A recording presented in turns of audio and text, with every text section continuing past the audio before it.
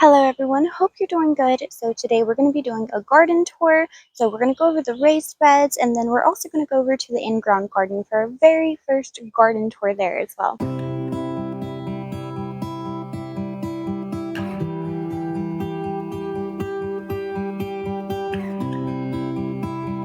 Here in the next week or two, I will be harvesting this.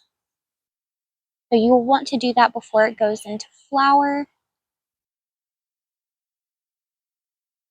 I'll usually let one or two of them go to flower, and then usually by that point, most all of them are ready to be harvested.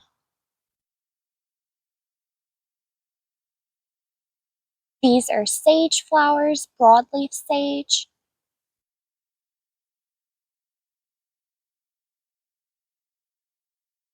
So that is where a seed once was, which it might actually be in there still.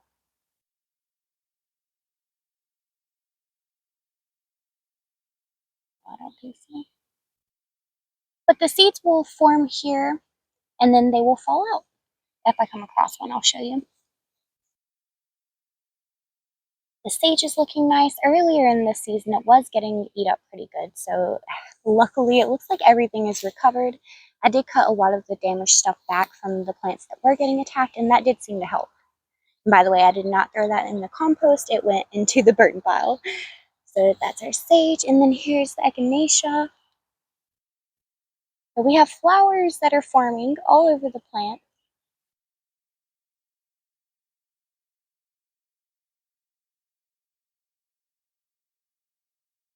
And here in this empty spot, I did actually plant ginger a couple of weeks ago, but I'm not sure that it took. So I'll probably end up digging around to see if there's anything there or if it's rotted, and I may end up just replanting that space. So the parsley, I don't know why I keep trying to call this parsley. It is cilantro. It is finally bolting and flowering. The wind is blowing today and nothing wants to focus. So it is really pretty, but I think I'm still going to come out here and cut the flowers back so that I can keep harvesting. Or I'll just come out here and do that one more time, get a big harvest. And then at that point, it's probably not going to be too long before it's just constantly putting out flowers and it's too much of a hassle. Here we have mugwort.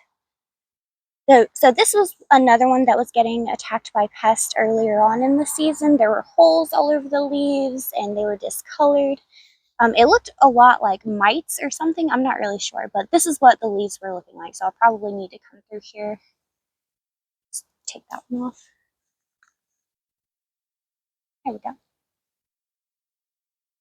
It's looking much better now.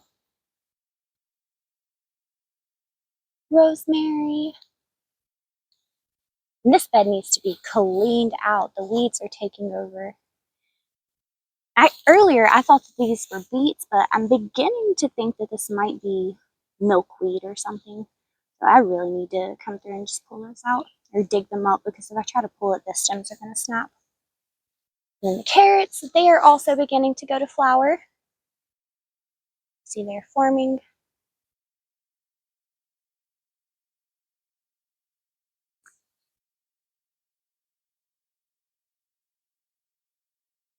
I believe that the flowers of carrots are said to look a lot like the Queen Anne's lace flowers. So if you're getting into cut flowers and you don't have the Queen Anne's lace, you can use carrot flowers. I don't think that they last as long though. And then here are stalks of garlic. I believe that these are going to be ready to be pulled out of the ground somewhere in August. So it's tempting, but not yet.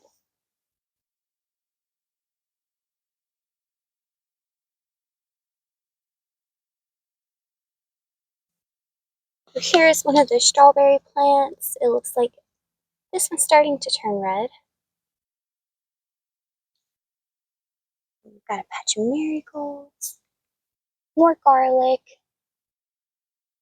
and this is definitely dill. So Earlier in the season, I was battling whether this was chamomile or a carrot, and I could never figure it out. That's because it was neither. So I don't know why it never came across my mind to just smell it, but this is absolutely dill, and it pops up everywhere, and I've never sown the seeds for it. So here is arugula, and it is fully in flower, and I never knew how sweet these flowers smell. It's actually crazy. It would make like a really pretty perfume. But it's pretty much done for. This is another one that it's time for me to come through and cut back and resow something in its place.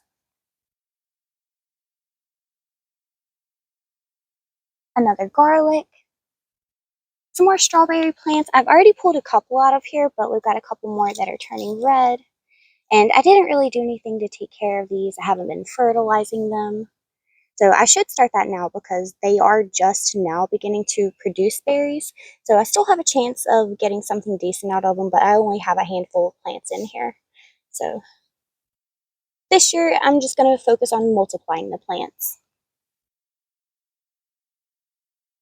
And in the other half of this bed, there are tons of marigolds. And it looks like there's one cucumber that I found that's coming up, but it's really not doing that hot. It looks like some bugs have been munching on the leaves, maybe. It seems very stunted. And then the last raised bed here, we just have a rosemary.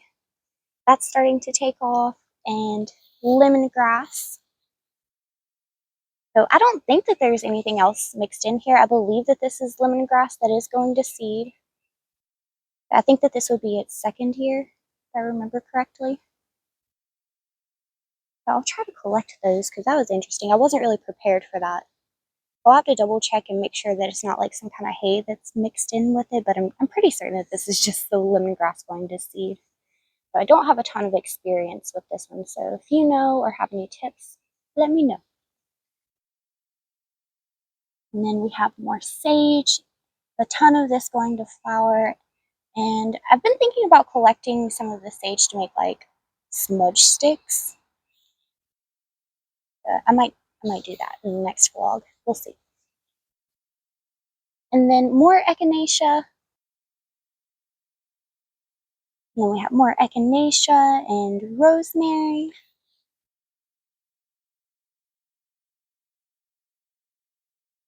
More marigolds and thyme.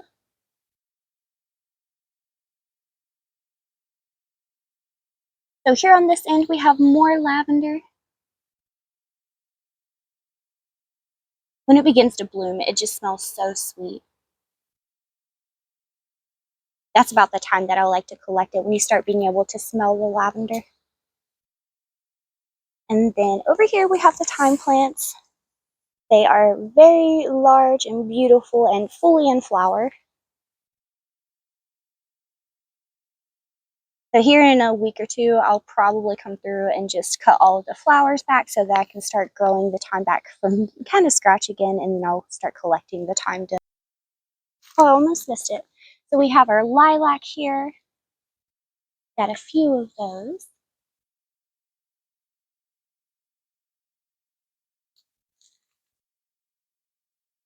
And then we're back over at the marigold bed. This is another lavender that's behind the arugula here. So this one is also in bloom, and this one was actually started from a propagation. So this is its second year. So you can see the difference between the second and the third year is not super different. They grow pretty quickly. So here's our little patch of radishes. I did not ever come through and separate these, but I probably wouldn't. Here's a little bigger one. So we're now out at the little cottage garden where I'm doing all of the in-ground stuff. So I did go through in the tomato, basil, and marigold video and plant and list out all of the varieties of everything. So if you'd like to see that, check out that video. For now, I'm going to come through and either like wood burn onto sticks or paint on rocks to label everything so they can be all cute and cottagey. So we've got our tomato, marigold, and then basil in between, and then there's sunflowers planted every so often. And then this, I thought that this was a sunflower when it was first popping up, but honestly it looks a whole lot more like a cucumber or a melon.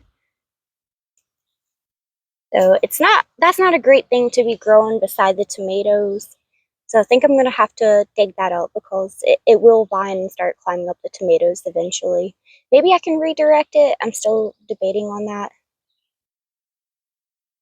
But I would pull it up like right now, but melons, squash, things like that, they are more tender.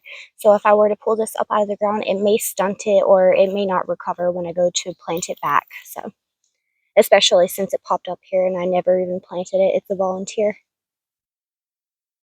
So other than the tomato bed, over on this side, we've got a marigold that was planted when I very first did the bed, and it's beginning to take off now. We got a lot of rain over the weekend, and I believe that it appreciated it. And then down the back, there are also sunflowers planted every so often, and a lot of those are beginning to germinate. So there's one, in fact.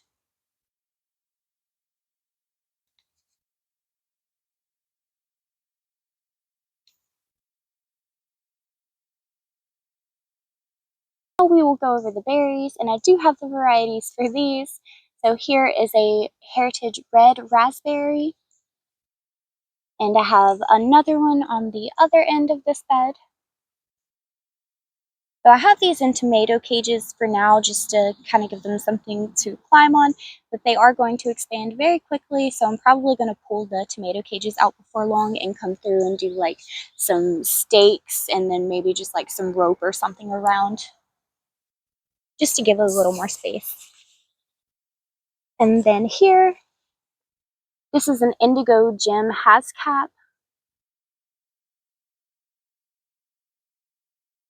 So it's beginning to put out some new growth now. I did end up having to cut off about half of the stem on this one because it died off. I don't know if that was because of pest or if it got broken, but the one on the other end is like 3 times the size. So we'll check that one out. So here is the other indigo gem.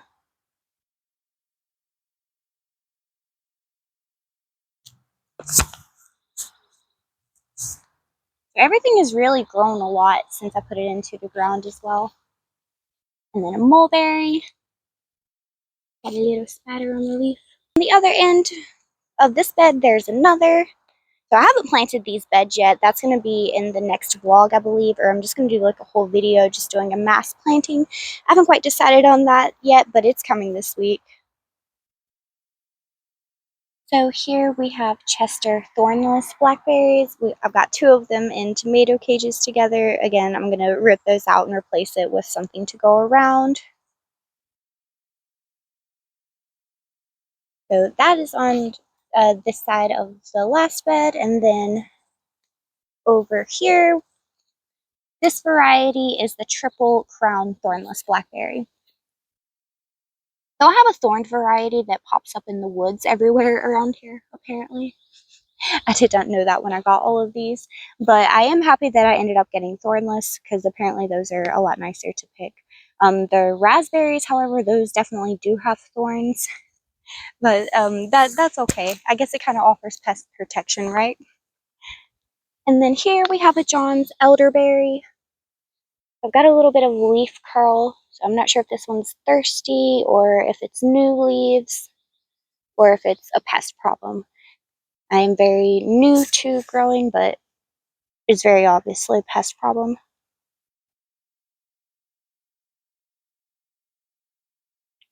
So I'm not going to really worry about putting any kind of pesticide or anything on that right now. It's not really taking over, eating the leaves, and it's not fruiting. It won't be for months if I do get anything this year. So what I will focus on here is just planting herbs and flowers around to mask the smell of the leaves because the bugs kind of like this, and it seems that as the herbs have gotten going in the other beds, that where I did have a pest problem, it's now gone. Either that or they just completely moved on and don't care anymore. Okay, everyone, well, that is going to be it for today's garden tour. If you're new here, don't forget to hit that subscribe button. And if you've been here for a while, of course, thank you so much for watching. And I hope that you guys have a great day. Bye.